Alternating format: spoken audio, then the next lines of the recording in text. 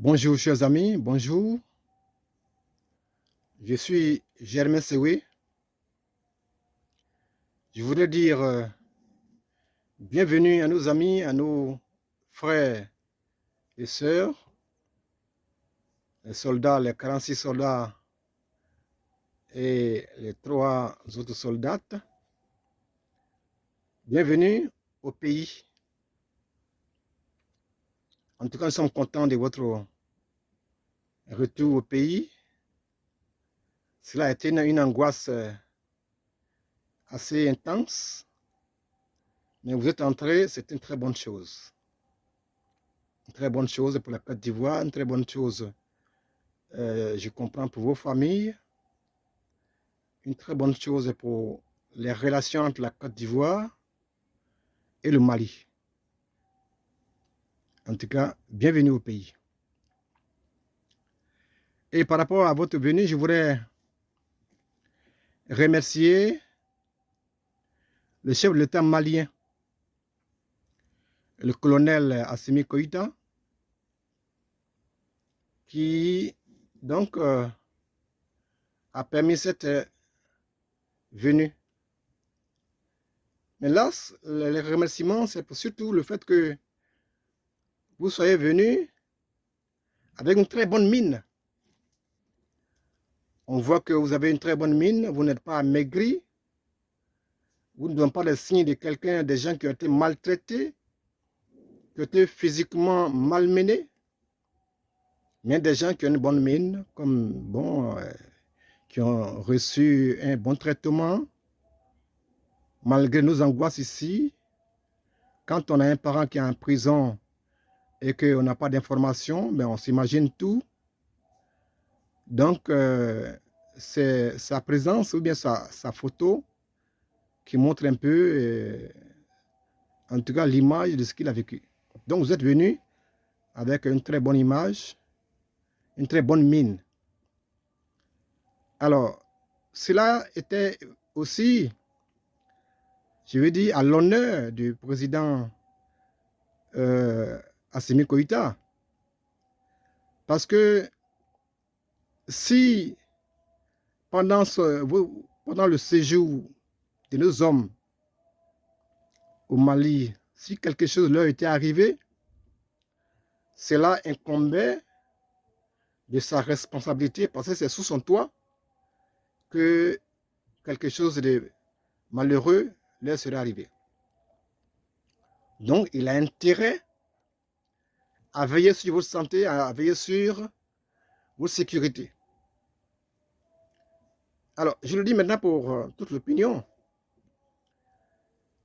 Le colonel Assimi Koïta n'avait pas intérêt à que quelque chose de grave arrive à ces soldats-là. Donc, il est important qu'il veille sur eux. Parce que la moindre erreur peut déclencher une situation dangereuse, c'est des conflits entre la Côte d'Ivoire et le Mali. Il nous revient que même la nourriture de nos hommes était venue du palais présidentiel. Et donc, le chef de l'État malien veillait sur leur alimentation, veillait sur leur sécurité de façon particulière. C'est une bonne chose. Alors, donc, merci, Monsieur le Président Assimi Koïta, d'avoir bien traité nos hommes pendant leur séjour. Vous savez, en dehors de la pression psychologique, des soucis psychologiques qu'on peut connaître quand on est en prison, au moins, en tout cas, de façon physique, on a vu qu'il n'était pas maltraité. C'est une bonne chose. Donc, merci, Monsieur le Président. Je voulais remercier aussi les autorités ivoiriennes pour avoir engagé un dialogue direct, une négociation apaisée, en tout cas, de diplomatie apaisée, avec les autorités maliennes, diplomatie, négociation, qui ont permis donc que nos hommes soient libérés. On est sorti de la logique des ultimatums pour passer à une négociation fraternelle, parce que la Côte d'Ivoire et le Mali ont une tradition de fraternité. Et donc, cela a payé, cela a permis donc que nos hommes soient libérés. Merci donc aux autorités ivoiriennes pour ce discours, pour cette démarche apaisante qui a permis cette issue assez heureuse. Quand les gens disent que la reproche, je veux dire, à la justice malienne d'avoir été expéditive, et donc comme elle a été expéditive, donc sa décision n'est pas considérable, et bon, etc., etc. Moi, je voudrais dire une chose. La justice d'un pays n'est pas extraterrestre. Elle vit dans un environnement politique, social, qui a ses palpitations, qui a ses réalités, dont elle doit tenir compte. Elle ne juge pas des extraterrestres. Il se trouve que la justice malienne connaît un dossier tellement important qui met en situation difficile deux nations, la Côte d'Ivoire et le Mali. Et nos hommes sont au Mali depuis des mois. Il y a une tension, il y a une pression nationale ivoirienne. Les Ivoiriens veulent les voir. Les familles veulent les voir. La communauté internationale veut que ces soldats-là rentrent en Côte d'Ivoire. Jusqu'à l'ONU. Même les Maliens veulent quand même que cette affaire soit réglée. Et le médiateur togolais qui est intervenu, tout cela c'est pour que l'affaire soit réglée. Donc, la justice malienne ne peut pas faire la sourde oreille. Surtout que, avant la justice, il y a eu un accord entre la Côte d'Ivoire et le Mali. Il y a eu un mémorandum donc qui établit que nos hommes doivent être libérés. Donc quand le chef de l'État ivoirien, le président Alassane Ouattara, à la veille de la fête du Nouvel An, dit aux Ivoiriens que nos hommes vont être libérés bientôt, mais c'est sur la base de quoi? C'est sur la base du contenu de cet accord, de ce mémorandum, qui donne des assurances à la nation ivoirienne pour dire qu'ils vont être libérés. Donc, la nation ivoirienne, les Ivoiriens ne peuvent pas réclamer la libération de leurs frères.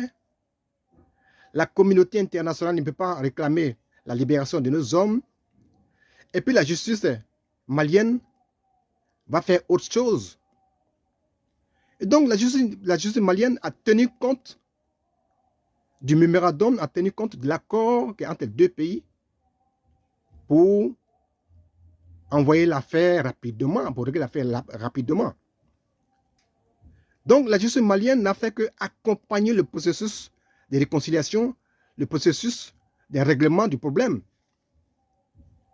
Parce que vous ne pouvez pas en même temps crier pour dire rendez-nous nos gens, rendez-nous nos frères, que leurs familles ont besoin d'eux, nous avons besoin d'eux. Rendez-nous nos frères. Et en même temps souhaiter que la justice malienne se comporte comme en temps normal et aller de renvoi en renvoi sur des mois pour que cette affaire dure. Non. La justice malienne n'est pas extraterrestre. Elle tient compte des pressions nationales et internationales. Elle tient compte de la réalité du terrain, de ce qui se passe. Et ce qui se passe, c'est que un accord qui a été signé entre deux nations, pour ne pas dire trois, puisque le médiateur est impliqué, pour dire qu'il faut libérer maintenant les soldats.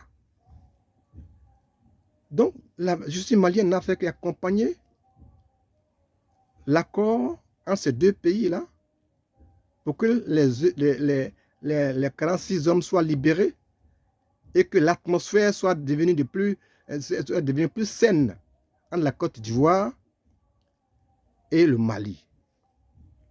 C'est aussi ça le rôle de la justice. Il ne s'agit pas de s'entêter pour dire non, comme c'est la séparation du pouvoir. Donc, le mémorandum entre les deux États, on l'oublie, on l'ignore. On l'ignore. Et bon, ben, comme on a des procédures qui peuvent durer, on va faire 6 mois, 1 an, 2 ans, 3 ans. Non. Non. Parce que quand l'atmosphère est pourrie, pour, je veux dire, pour l'homme politique, ça peut être aussi pourri pour le juge, pour la justice. Quand les rapports entre la Côte d'Ivoire sont affectés pour l'économie malienne, pour l'économie ivoirienne, mais ces difficultés sont également ressenties par la justice, par les juges. Donc, c'est en cela que je dis que la justice a joué son rôle. Elle a accompagné donc le processus de réconciliation, le processus de règlement du conflit entre la Côte d'Ivoire et le Mali. C'est de ça qu'il s'agit. Ce n'est pas un dogmatisme comme ça, non. Il faut tenir compte des réalités. Parce que les justices des vainqueurs aussi, il y en a ailleurs. Les justices des vainqueurs, il y en a ailleurs. Et quand bien même certaines ne sont pas appelées justices des vainqueurs, mais elles accompagnent aussi le processus de paix. Quand le pays connaît une certaine difficulté, en tout cas un moment particulier, quand on est en situation anormale, la justice a un rôle de réconciliation à faire. Elle a un rôle d'accompagnement du processus de paix.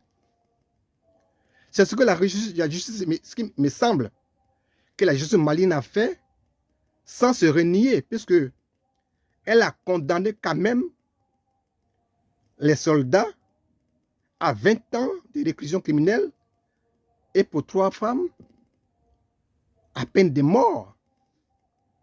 Cela veut dire que la justice, donc, elle a accepté d'accompagner le processus tout en ne se reniant pas.